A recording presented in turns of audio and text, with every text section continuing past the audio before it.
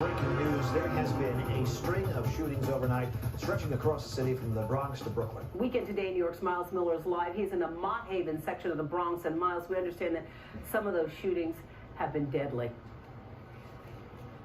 That's right. We're here at the 40th precinct in Mott Haven, where police are investigating the shooting of a 17-year-old girl who was shot in the face. Let's go ahead and show you the scene where it happened. It was at 500 Trinity Avenue just before 1 this morning. That 17-year-old female shot through the nose.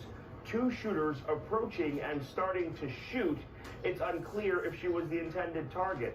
Then, about 11 o'clock at Marion Avenue and East 194th Street, let's show you that scene. A 31-year-old male was shot in the left arm.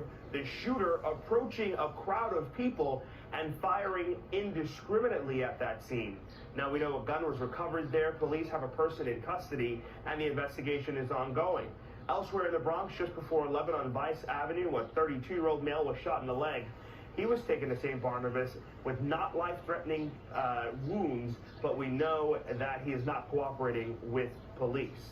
We also know that in Brooklyn, just before 11 last night, in East New York, Brooklyn, we know on New Lots Avenue, a 32-year-old male was found unconscious and unresponsive with a gunshot wound to the torso, was taken to Brookdale Hospital, where he was pronounced dead.